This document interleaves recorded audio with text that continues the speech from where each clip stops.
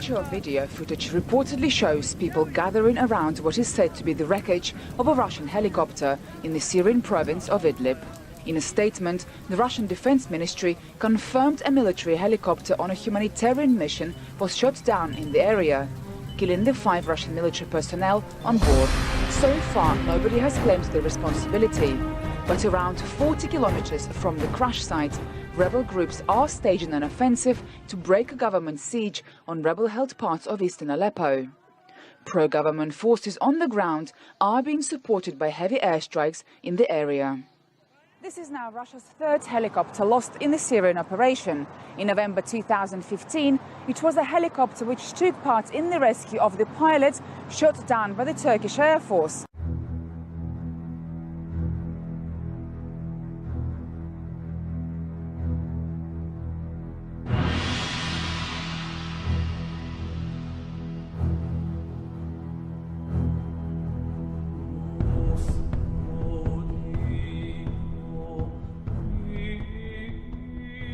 Shifting our focus, less than a full day after the Islamic State militant group called for more terror attacks against Christians and launched a bizarre attack on the Pope, the extremist and militant group is now threatening to kill Russian President Vladimir Putin.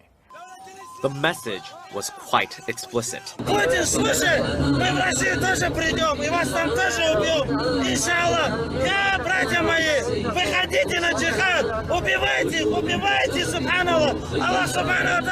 9-minute-long video was posted on social media by an alleged Islamic State member.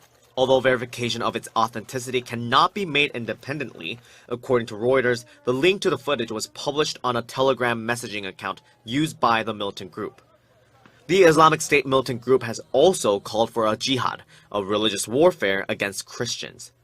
The cover of the latest issue of the group's propaganda magazine called Dabiq displayed an ISIS member ripping a cross off the roof of a church, bearing the title, "Break the Cross." The magazine cited the latest attacks in Orlando, France, Germany, and Bangladesh as prominent examples of a successful and necessary attack against Christians, labeling them as, quote, the cross worshippers and democratic pagans of the West. Pope Francis was also the subject of threats by the Islamic State, as the group exclaimed he has been, quote, hiding behind a deceptive veil of goodwill toward Muslims. Pope Francis says he doesn't like to refer to violence carried out by Muslims as Islamic violence because there's violence carried out by people from all religions. The Pope told reporters, if I talk about Islamic violence, then I also have to talk of Catholic violence. Not all Muslims are violent, just like not all Catholics are violent. He explained that he reads stories in newspapers all the time about Catholics committing violence against a girlfriend or mother-in-law. His comments were in response to questions about the recent terror attack at a church in France. The attackers, who claimed they were with ISIS, killed a priest. He went on to say that terrorism has grown because the world economy worships the god of money, and people feel they have no other option. The Pope's rhetoric on extremists is somewhat similar to the Obama administration's.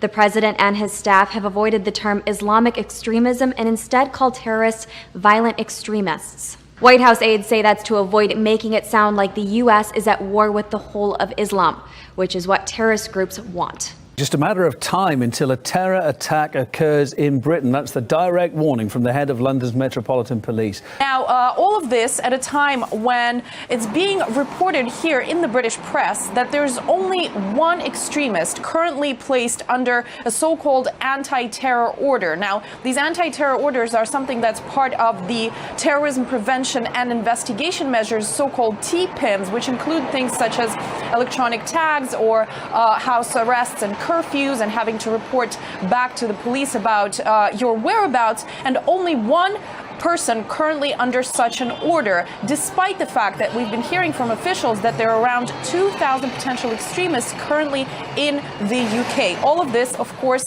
raising lots of eyebrows, and critics are aghast. ISIS is training at least 50 British children to be the next generation of Islamic terrorists. A report from a European security agency called the Killam Foundation says as many as 50 children from the United Kingdom are growing up on jihad in Islamic State, and no prior research examines what will happen to them if they choose to return. The report also says many jihadists are women from the UK who eventually give birth to in ISIS territory. Their children are born into Islamic Jihad and are groomed to become terrorists. Gunfire once again filled the morning air in Kabul today as the Taliban launched an attack on the Northgate Hotel, a large international compound near Kabul's airport. A massive truck bomb ripped through the hotel's outer security wall, killing one police officer. The blast was so powerful, this man says, it threw me about a meter from my bed. Taliban fighters then tried to storm the hotel. After 4 hours, Afghan police repelled the attack, killing all 3 militants. None of the hotel's customers were injured. Security across the country remains fragile as the Taliban continue to make gains. While today's attack comes a week after ISIS claimed credit for an explosion that killed 80 people from Afghanistan's Shiite Hazara minority group.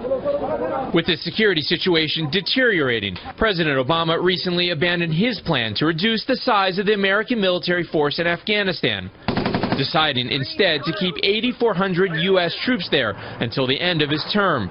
Previously, he said he hoped to reduce the number to 5,500 by 2017. If these terrorists succeed in regaining areas and camps where they can train and plot, they will attempt more attacks against us. We cannot allow that to happen. Also new at noon, we are learning that the U.S. has launched multiple airstrikes against ISIS militants in Libya. Today, a government official said in a televised statement that U.S. warplanes attacked the ISIS stronghold of Sirte. The Defense Department said in a statement the strikes were in support of government forces fighting ISIS militants. This is the first time the U.S. military has helped Libya fight ISIS. Now, Turkey has threatened to pull out of its refugee deal with the European Union if the bloc doesn't deliver visa-free travel to Turks by mid-October. Speaking to German media, Turkish Foreign Minister Mevlut Çavuşoğlu said agreement on stemming the refugee flow has succeeded thanks to Ankara's serious measures. He said the Turkish government is waiting for a precise date for visa liberalization for its nationals. Visa-free access to the EU is seen as a main reward for Ankara's cooperation in stopping the influx of asylum seekers into Europe. But the measure has been delayed due to dispute over Turkish human rights issues. The European Commissioner Günther Oettinger has said that Turks are not likely to be granted visa-free travel this year due to Ankara's crackdown following the mid-July coup attempt in the country. America's elites tend to go to college, and unfortunately today's colleges lean left. Way left. A government report found at top universities, college professors who donate to politicians, 99% give to Democrats. Fox's Jesse Waters confronted some Cornell students about that. This student described his campus this way. Very diverse campus, a bunch of different people from a bunch of different backgrounds. 96% of the donations from faculty here went to Democrats. What's wrong with that? What's wrong with that? His cluelessness is what's wrong. You can't get a complete education if almost all your teachers think one way. The statistics are remarkable. UCLA periodically studies how full-time faculty members in universities self-identify. And on the far left, it's gone from 8.8% to 12% who say far left. Liberals gone 47%, conservatives 15%, on the far right less than 1%. The bill's sponsor, State Senator Ricardo Lara, says his priority is LGBTQ student safety. Since the federal government decided Title IX would include sexual orientation and gender identity, Lara believes faith-based schools that requested a religious exemption now have a, quote, license to discriminate. In a press release, Lara cites one school that refused to readmit a student who came out as gay during a leave of absence. Other schools, he says, have denied, quote, gender-appropriate housing to transgender students. Attorney Greg Baylor says the bill threatens to undo the very core and mission of Christian higher education. The California government is proposing this legislation that would, at the end of the day, force these schools to choose between continuing to participate in state student aid programs and maintaining their religious identity. If the bill passes this month and the governor signs it, lawsuits are likely that could easily end up at the Supreme Court. At stake, constitutional principles like freedom of religion and freedom of association. This bill could also mean a loss of choice for low-income students, unable to afford to attend a Christian college without state aid. Controversy is brewing over a hotel ad published in the June issue of Travel and Leisure. And now the American Family Association has launched a petition against Hilton Worldwide. The hotel chain's ad features two men happily lying in a bed together. On Monday, AFA wrote on its website, Hilton chose to make a cultural and social statement by purposely marketing the promotion of homosexuality to a large segment of the population who finds the idea of two men sleeping together unnatural and offensive. Over 46,000 people have signed the petition, urging Hilton to meet with pro-family leaders over the matter. Hilton defended the image, responding to AFA, Hilton Worldwide is a global company of diverse cultures serving diverse guests. We are proud to depict and reflect our guest diversity in our advertising. Thousands of people lined the streets of downtown Vancouver on Sunday for the city's annual Pride Parade. The theme of this year's Pride Week is Better Together. Now in its 38th year, Pride shines a rainbow on Vancouver's gay, lesbian, and transgender communities. It spreads the message that everybody is equal and deserves to be loved and respected regardless of their gender. Pride is all about diversity and celebrating the uniqueness that everybody in the gay community has, so that's why it's so important. According to the organizers, nearly 500,000 come out each year to the parade. Among them was Canadian Prime Minister Justin Trudeau marching Sunday with his family. Trudeau became the first ever sitting Canadian Prime Minister to march in Vancouver's Pride Parade. The event seems to grow larger every year and has become Western Canada's largest parade. It's also one of the largest street parties across all of Canada and the United States. The parade organizers say the event generates millions of dollars for the local economy. A solemn ceremony at the University of Texas at Austin today marked 50 years since Charles Whitman opened fire from the campus clock tower, killing 16 people. Victims were cut down on the west and south sides of the campus. On the anniversary of one of the first mass shootings, a controversial Texas law allowing concealed handguns in public university classrooms went into effect. Officials at the University of Texas opposed the law. The more guns, the more danger. UT professor Joan Newberger is concerned about its impact in her classroom. Guns are designed to hurt people. And if you don't know if someone has a gun, you don't know if you're in danger. Newberger fears professors and students will shy away from controversial topics. We want students to be passionate about what they have to say. Without worrying that someone might pull a gun and shoot you. But the law does come with some restrictions. Gun owners must comply with the state's concealed carry requirements, which include being at least 21 and passing classroom and training courses. Antonia Okafor, who plans to carry at UT Dallas's campus next year, says nothing could be further from the truth. These people are not monsters. These people are not, once they get this license to carry, it means a license to kill. Obviously not. She says 7 other states already have similar laws and points to the recent flurry of mass shootings as another reason to allow concealed guns. The important thing is that me as an individual, I am able to protect myself. A law-abiding citizen, I'm able to protect myself against someone who's trying to harm me.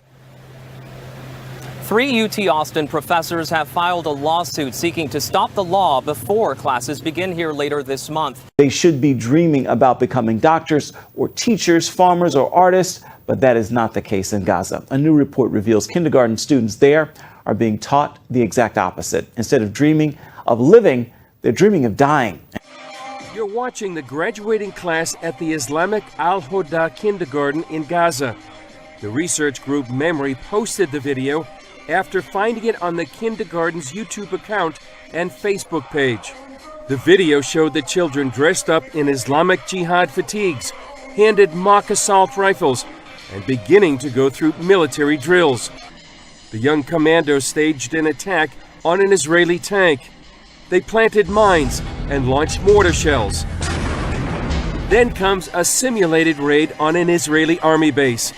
First, they kill the sentry, then enter the base and emerge with a kidnapped Israeli soldier as their prisoner. Some of the action incorporates helmet cam footage. This reveals the type of training given to some young Palestinian children. The goal is to train children to become future soldiers against Israel, the Zionist enemy. The teenage MC of the event left no doubt of their mission.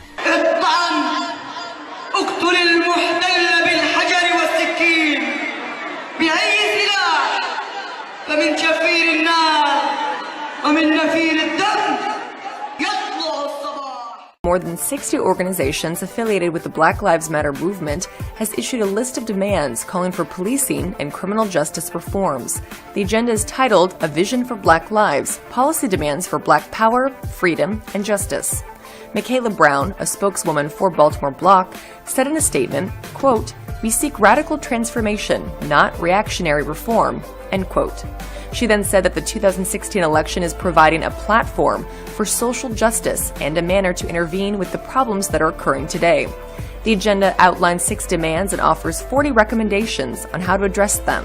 For example, to address criminal justice reform, movement organizers suggest ending the type of militarized police presence at protests.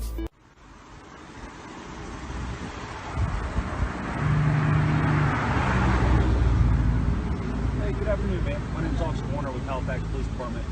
Are you aware of why I pulled you over today? No. Are you familiar with vehicle code 1739? Well, it's actually against the law to drive on a hot day without an ice cream cone. Oh my God! So, oh my God, I was there! On behalf of the Halifax Police Department, we're just making sure that everybody's following all the laws today and are driving with ice cream cones. Like I said, I'm Officer Warner. This is Chief of Police Lance here in Halifax, and we just wanted to make sure you guys were in compliance. Y'all have a wonderful day. Are you okay? Oh my God!